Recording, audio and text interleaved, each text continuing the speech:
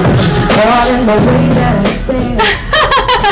Oh, girl, you sit wherever you want. My house is your house.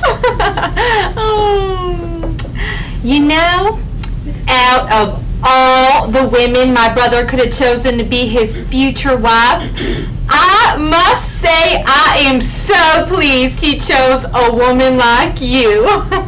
I mean, you are beautiful and intelligent, and you are just the kind of woman my brother needs in his life. And I am so delighted that you're going to be my sister-in-law. Oh, and being that you're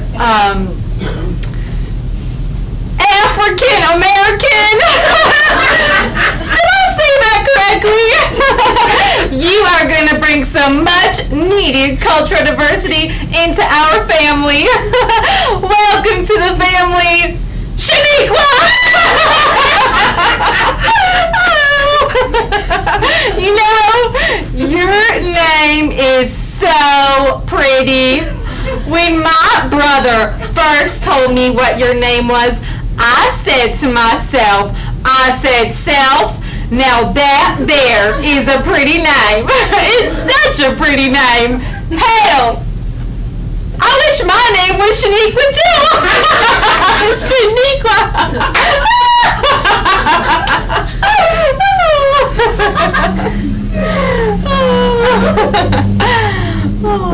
You know, since my husband and your fiance are in the family room watching the football game, why don't you and I stay here in the comfort of my living room and get more acquainted with each other a little more? Because I would like to have a little conversation with you. Because I feel it's my responsibility as a woman who's been married for almost 6 years to give you a future wife-to-be a little pep talk and some pointers about marriage.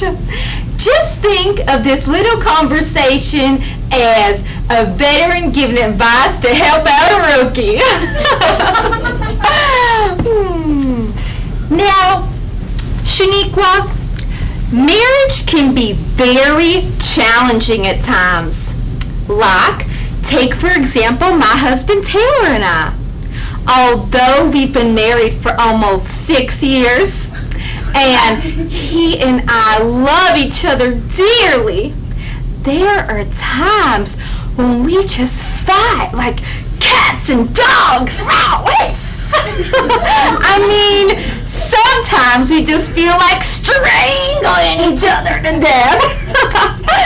But the amazing thing is that we're alike in so many different ways. Now, Shaniqua, can you imagine how much more difficult our relationship would be if we were different? Like, if we came from different social backgrounds, and especially if we came from different ethnic backgrounds. Do you see where I'm going with this, Shaniqua? Oh, no.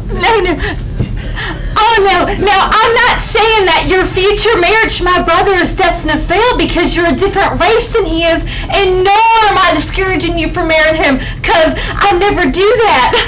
But I am just making you aware of how difficult a marriage can be, and when you add in an interracial aspect to it, it can make it 10 times more difficult than it originally is. That's all I'm saying. It's just a concern that I have, that's all. It's just a concern. And another concern that I have is about you feeling comfortable living here in Memphis. Now, when you marry my brother, you're going to leave your wonderful hometown of Brooklyn to live here. Now, I've never been to Brooklyn before, but I hear It is a wonderful melting pot of people of all different races living together joyfully and peacefully. But the neighborhood that you'll be living in here won't have that same cultural diversity as your wonderful Brooklyn.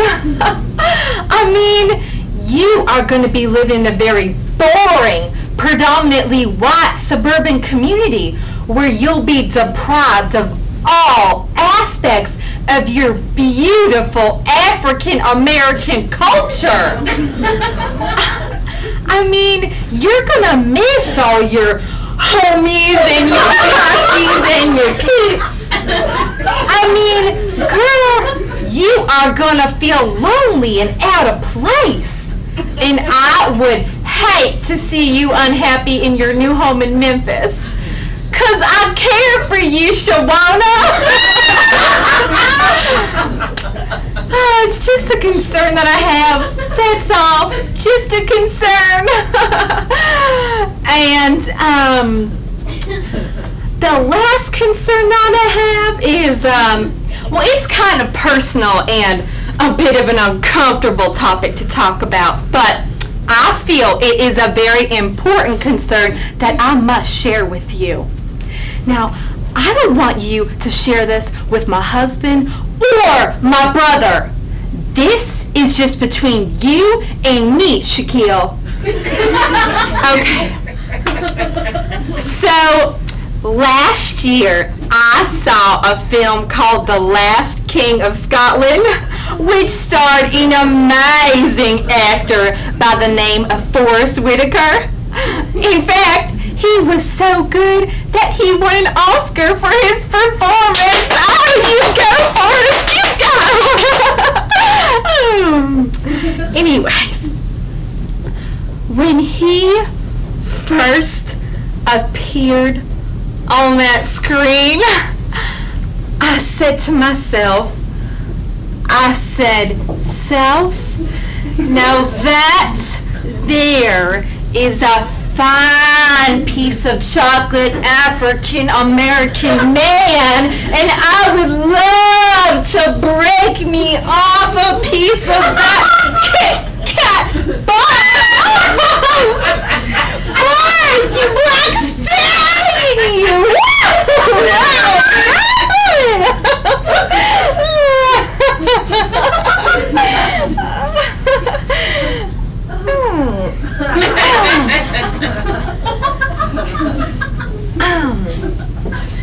Oh, God.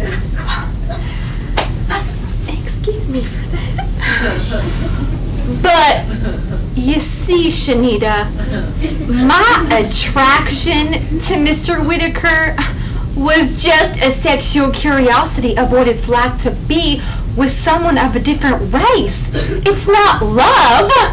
And sometimes there are people out there who confuse their sexual curiosities with the emotion of love. They may think it's love, but really, it's just a curiosity. And in life, curiosities don't last very long. You see, because when my brother takes his spoon and buries it deep down in your chocolate pudding, I want to make sure that he's doing it because he loves you and not because he's tired of eating vanilla pudding. And the same thing goes for you. I want to make sure that you're doing this because you love him and not because you're curious of what it's like to be with someone of the Caucasian persuasion. You see, I just want to make sure that you two are doing this for the right reasons. That's all. It's just a concern that I have. That's all. Just a concern. Oh. Well, anyways, I want to thank you for letting me have this conversation with you, and I apologize if at any time I came off as too upfront during our little talk, but I just felt it was important to be honest with you, or as you African American people like to say. I just want to keep it real with you. You know, keeping it real with you. Beep, beep. Who's got the keys to my Jeep?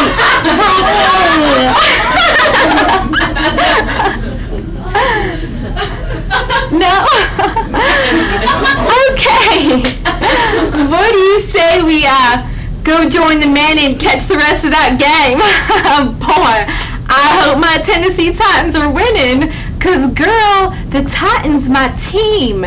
And when you move down here next month after you marry my brother, the Titans are going to be your team too. Go Titans!